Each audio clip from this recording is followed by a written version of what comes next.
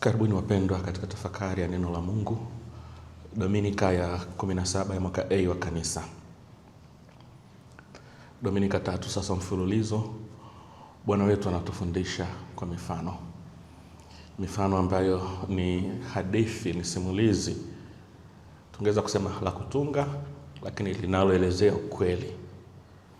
Tunaelewa kwamba imani na maadili haviwezi kufundishwa kama vile tunavyofundisha hisabati au sayansi za asili. Maisha ni fumbo. Maisha ya kimaadili, maisha ya kiimani ni fumbo ambalo linahitaji simulizi kama hizi za Bwana wetu, zinazotusaidia sisi wenyewe kujitazama, kujifunza uhusika wetu katika masimulizi haya. Bwana angekuwa amekuja kufundisha kanuni fulani, basi angeweza kutumia formula za kibinadamu tunazozielewa, lakini anatoa masimulizi tofauti kuelezea kitu kile kile kusudi mimi na wewe tuweze kujitazama. Bado kombozi wetu anazungumza kuhusu ufalme wa Mungu, na kwa muktadha wa hiki ambacho Kristo anakisema, ufalme wa Mungu hapo unaweza ukaonekana kuwa ni kanisa ambalo liko njiani kwenda kwa Baba. Tusitazame ufalme wa Mungu kwa namna ile ambayo labda siku ile nitakapofika mbinguni. Hapana. Mchakato wa kufika mbinguni unaanza hapa, na ufalme wa Mungu unaanza hapa, kwa sababu mfalme mwenyewe alishuka akaishi kama mimi, akaishi kama sisi.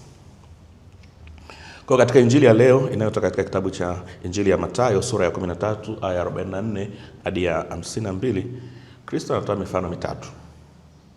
Mfano wa kwanza ni kuhusu hazina iliyositirika. Alitokea mtu kwa bahati tu akakutana na hazina iliyositirika katika ardhi ya thamani kubwa. Mfano wa pili, mfanyabiashara anayetafuta lulu ya thamani. Huyu anatafuta maana ya maisha, anatafuta kitu ambacho kina manufaa kwa maisha yake, anatia juhudi, tofauti na huyo wa kwanza ambaye amekuta tu kwa bahati. Na mfano wa tatu ni kuhusu juu ya wavu uliotupwa baharini ukakusanya wa kila namna, wazuri na wabaya. Tuanze na mfano wa kwanza, hazina iliyositirika. Huyu mtu alipokuta katika shamba kuna hazina iliyositirika, alipata furaha ya ajabu. Akaenda zake, akauza kila kitu alichokuwa nacho, akaja kununua hazina hii. Injili inatuambia aliificha kwanza ile hazina, akaenda akauza kila alichokuwa nacho, akarudi akanunua shamba lile.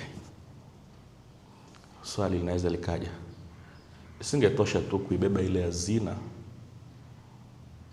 alafu na kuendelea na maisha? Hapana. Huyu mtu anataka uzuri wote. Kama hazina hii imesitirika, inawezekana katika shamba hili akiendelea kuchimba atakuta hazina zaidi na zaidi na zaidi. Mfano huu kwa watu wa nyakati za Yesu angeuelewa vizuri, kwa sababu nyakati hizo kulikuwa hamna benki, kulikuwa hamna sehemu salama za kuhifadhi vitu vya thamani, na kwa hivi inapotokea dharura, labda vita au maafa yote ambayo inabidi watu kuhama, watu wangeficha vitu vya thamani chini ya ardhi. Hali itakaporejea shwari, wangejua kwamba kitu changu fulani kimefichwa pale. Kwa hiyo huyu mtu aliona kwamba afadhali nichukue eneo lote, nivipate na vingine ambavyo huenda vimehifadhiwa hapa. Kwa hiyo anauza kila kitu. Tukikumbuka huu ni mfano wa kiroho, swali la kwanza ambalo linapaswa, au swali la mwanzoni ambalo linapaswa kutujia sasa hivi, je, ni lini nilimsikia Mungu, nilimsikia Kristo anasema nami kwa ajili ya wokovu wangu, na nikaacha vyote ambavyo vinazuia wokovu kusudi nisipoteze thamani hii kubwa, wokovu. Ni mara ngapi nimeendelea kung'ang'ania vile ambavyo vinaweka pazia mbele ya macho yangu ya kumkazia Bwana macho, kumtazama Mwokozi ambaye ni wa thamani kuliko vyote. Kwa hiyo mtu huyu atufundishe jambo hili. Tunapoona linalohusu wokovu wa roho yangu, hakuna kingine kinachopaswa kubaki. Kweli tunaishi duniani na tunayahitaji ya dunia, lakini haya ya dunia yasiwe kikwazo cha mimi kupata wokovu. Ni mojawapo tafsiri tunaweza kuichukulia kwa huyu mtu aliyekwenda akauza vyote alivyokuwa navyo. Tuseme akaacha, kwa lugha rahisi kabisa, akaacha vyote ambavyo vilikuwa kipingamizi cha yeye kuipata ile hazina ya thamani. Na jambo hili limetokea ghafla kama nilivyosema, au limekuja kwa bahati. Wakati mwingine Mungu anatuandaa kwa namna tusiyotazamia. Anazungumza nasi kwa namna ambayo hatukuwa tumetegemea, hatukuwa tumefikiria. Ni jukumu letu kujibu ndio au hapana. Anazungumza na sisi kwa namna ambayo, au labda nikitumia mifano ya watu wakubwa, watakatifu wakubwa katika kanisa letu. Siku moja tunafahamu Mtakatifu Paulo alikuwa anasafiri kwa farasi kwenda Syria kuangamiza Damascus, kuangamiza kanisa la kule. Lakini njiani Kristo alimtokea na hadithi ya Paulo ikabadilika. Yule aliyekuwa analitesa kanisa akageuka kuwa mjenzi wa kanisa. Tena katika barua yake moja anasema, na yahesabu yote kuwa ni upuuzi ukilinganisha na mkombozi wangu. Akaacha yote kama huyu mtu ambaye amekutana na lulu ya thamani. Hakupoteza muda, akaacha yote, akaona ni upuuzi. Huyu ni Paulo ambaye kwa bahati tu amekutana na Kristo na akakubali, akageuka. Tunaweza kumfikiria pia Mtakatifu Francisco wa Assisi. Huyu kijana wa familia ya kitajiri ambaye aliachana na urithi, aliacha utajiri, aliacha anasa alizokuwa amezoea kwa sababu ya Kristo. Akaacha yote kwa ajili ya uzuri usio na kifani wa Bwana wetu. Tunaweza pia kufikiria Mtakatifu Ignasi wa Loyola, mwanajeshi shupavu wa jeshi la Kihispania ambaye bado alikuwa na ndoto ya kuwa mtu mkubwa jeshini. Lakini akiwa anauguza jeraha lake, akapata maandiko ambayo yalimgeuza, akaacha fahari zote alizokuwa anazitegemea kwa ajili ya Bwana. Kwa kusema hivi, simaanishi kwamba wote tuna wito kama wa hawa niliowataja. Wengine wanaitwa zaidi yetu. Mungu ana kusudio tofauti na kila mtu, lakini wote tunahusika kutazama. Hata katika haya ya dunia ninayoyaendesha, ninayoyahitaji, lisije likawepo hata moja ambalo linanizuia katika njia ya wokovu. Hicho ndicho cha muhimu. Wengine wanaitwa kweli kuacha kabisa vyote, lakini sisi wengine wa kawaida tufungue macho, kisiwepo kimoja ambacho kinanizuia kupata wokovu. Katika wote niliowataja, tunaweza kusema mbona wote ni wa zamani sana. Watu wa karne ya 12, watu wa karne ya 16, mtu wa karne ya kwanza. Na siku zetu tuna mfano wa kutosha wa kufaa. Katika soma zangu nikakutana na mtawa mmoja aliyezaliwa mwaka 1982. Huyu ni mtu wa wakati wetu kabisa, ambaye mwanzoni aliishi maisha ya anasa. Alikuwa na kipaji cha kuwa mwigizaji. Alifanya safari nyingi za kutalii, alishahidiwa mambo mengi kwa ajili ya haiba yake. Jambo moja tu, alikuwa mpendi Mungu. Pamoja na kwamba alishabatizwa, alishapokea sakramenti ya Ekaristi Takatifu na kitubio, lakini hakuwa anaviona vya thamani. Mpaka pale rafiki zake walipomuhimiza twende katika mafungo ya kiroho. Huyu mtawa anaitwa huyu dada anaitwa Claire Crockett au Clara Crockett, mzaliwa wa Ireland, Ulaya. Aliishi maisha ya hovyo, akiandika mwenyewe namna hii: kunywa pombe kupita kiasi, kuvuta sigara,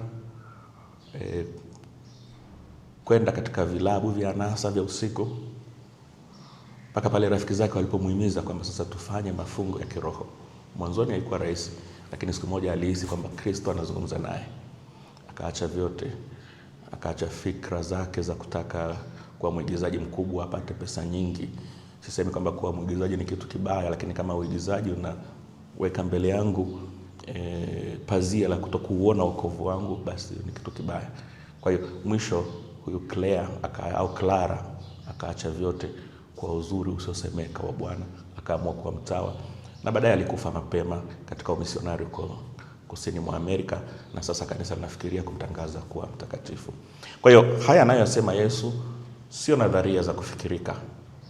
Wapo Wakristo wenzetu ambao wanaishika imani yao kwa dhati, ambao wamekutana nayo na wamefanya hivi ambavyo Kristo alifundisha kwa mfano huu. Wakaona lulu ya thamani, wakaacha vyote. Katika mfano huu swali laweza kuibuka: yako wapi maadili ya huyu mtu ambaye anaona hazina katika shamba ambalo sio la kwake, anaificha, alafu anakwenda, anarudi, anatafuta fedha na linunua shamba lote lile? Yako wapi maadili? Kristo anatufundisha kuwa wadanganyifu namna hii? Hapana. Kristo atufundishi kuwa wadanganyifu. Mfano huu una pande mbili. Upande mmoja ni wa huyu mjanja au ambaye ametumia akili kupata hiki cha thamani, ambayo ni wito kwangu na kwako. Tunapokutana na nafasi ya kutufunulia kitu kilicho cha thamani kuhusu wokovu wetu, tusipoteze muda. Lakini mfano wa pili, ambao pia naweza nikawa mimi na wewe, naweza nikawa katika eneo lenye hazina kubwa, lakini mimi kwa ujinga wangu ninaiachia hazina kubwa ambayo ni wokovu wangu kwa bei za mambo ya kidunia. Ndicho nilichokisema mwanzo. Ni kipi kinaweka ukungu mbele yangu kutokukazia macho wokovu wangu kwa mambo ya kidunia? Ni mitandao, ni pombe, ni michezo. Vyote hivyo vina upande wake wa uzuri, lakini vinaweza vikanizuia nisipokuwa mwangalifu kutazama uzuri ambao Paulo alisema hauna kiasi wa Bwana Mwokozi wangu. Mfano wa pili ni mfano wa mfanyabiashara ambaye anatafuta lulu nzuri, lulu ya thamani. Huyu anakuwa makusudi kabisa, anakusudia. Huyu wa kwanza ni kama kwa bahati nasibu amekutana naye. Huyu wa pili anafanya jitihada, na hizo jitihada ziwe mwanzo wa kutufumbua macho na sisi. Nina jitihada gani ya kujifunza kuhusu Ukristo wangu? Ninachimba zaidi na zaidi na zaidi kufahamu ukweli wa maandiko matakatifu, ukweli wa mafundisho ya kanisa langu, kutambua thamani halisi ya wokovu wangu. Huyu mtu anafanya bidii kuzunguka, kutafuta, kutembea, na hatimaye amepata lulu ya thamani kuu. Na kama huyu wa kwanza, naye anakwenda anauza vyote kusudi aweze kuimiliki hii lulu. Ndugu zangu, anachotaka kutambia Bwana wetu, narudia tena, katika wokovu hakuna kupoteza muda.